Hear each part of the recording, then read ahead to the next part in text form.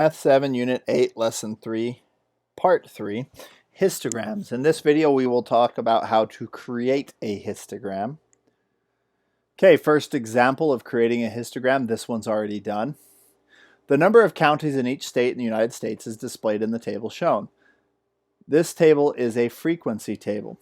Now in the middle column here you can see that their tally marks have been made and then the frequency number has just been written here. And that'd be the number of counties. By the way, the state with the most counties, Texas, they've got 250 something of them. I don't remember exactly. Okay, so in a histogram, notice, so that's the data out of the table created in a histogram. Along the x-axis are the intervals that we used up in our frequency table. The y-axis shows number of states, which is just frequency. Saying number of something is the same as the frequency. There is no space between the bars.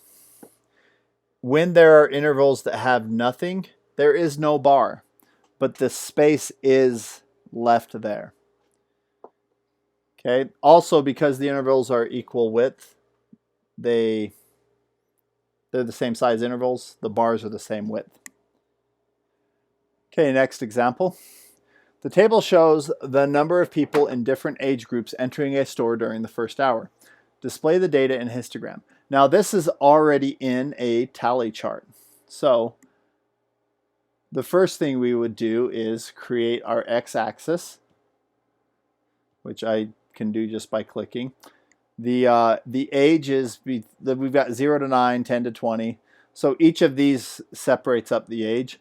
The largest frequency I see there is 20. So we need to make sure we go at least to 20 on our frequencies. Then we go ahead and graph these. The first one was 5. We would draw a box for 5. And you can color it in if you want, or I'm just going to leave them pretty blank just so that the video goes a little quicker. The second one, there were 8 of them. Weren't there? 10 to 19, 8. And the next one, there were 14. And then the 30 through 39 interval, there were 18.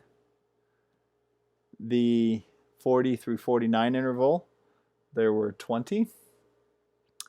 The 50 through 59 interval, 13. We draw a bar that's 13 tall, and it's the whole width of the interval.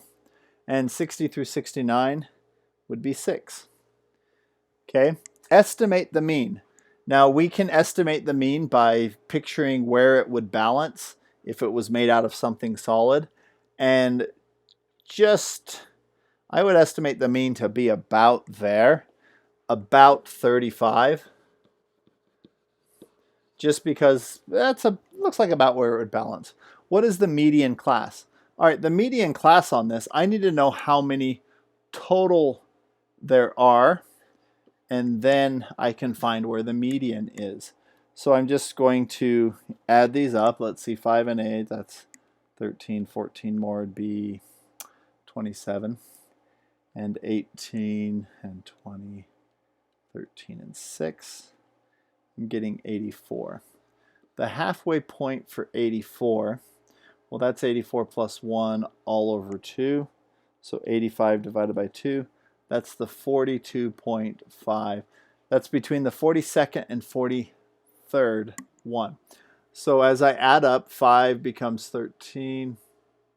13 and 14 is 27. 27 and 18 is 45. So that's where it's going to happen. It happens right here in the 30 through 39 interval. So the median is somewhere in there. It's in the 30 through 39 year old age group. Okay, create classes with for constructing a histogram, you want to create classes with equally sized intervals. See, this one we're starting with raw data right here.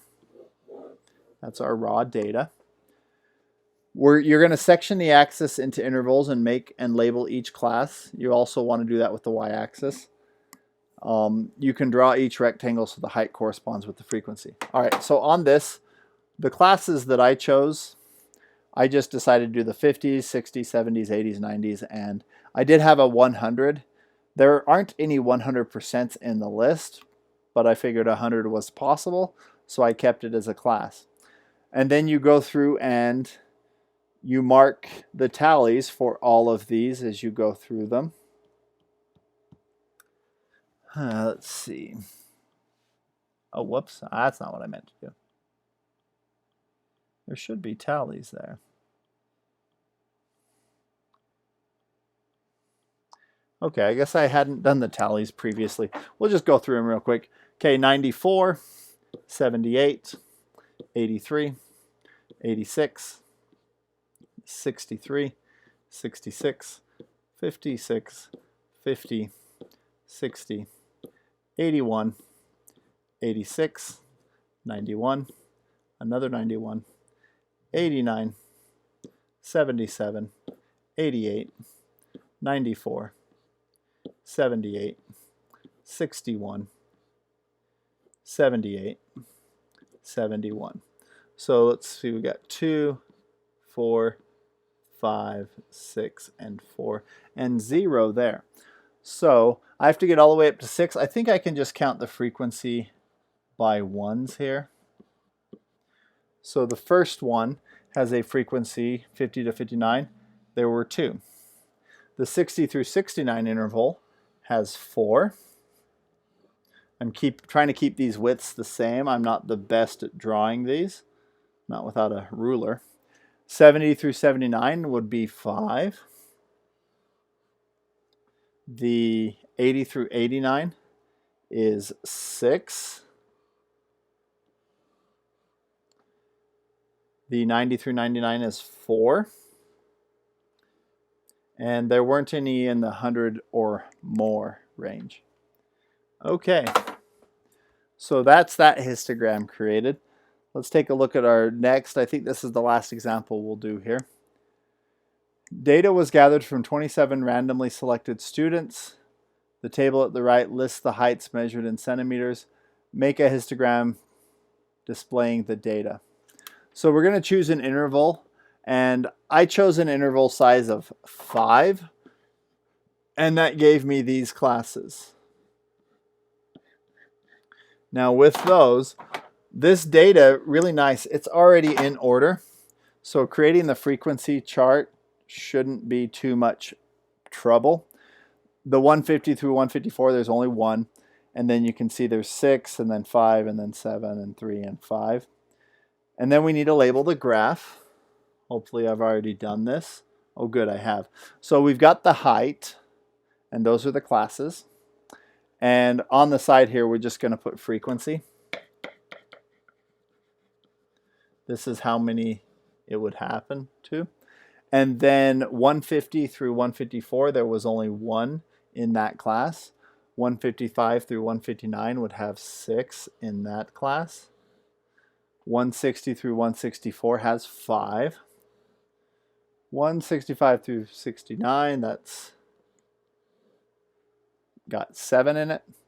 There's 3 in the 170 through 174, and 175 through 179 has 5. And there is that histogram all done. Okay, now you'll be doing your assignment on this. On number 1 and 2, you're given histograms and asked to interpret some things about them. Number 3 is a review of reading a box plot. This one about U.S. senators again. It's a different box plot. This is about the length of their term. Number 4, we've got 3 angles in a triangle. Find the angle measures. Remember, the angles in a triangle add up to a very specific number.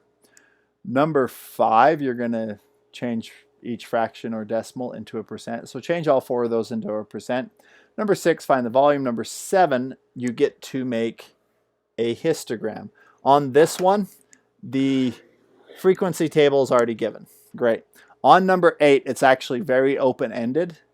You get to pick your interval classes and do your tally chart and then make the histogram. And then the second part on there is just, you know, what would happen if you chose a different interval. Thanks for watching.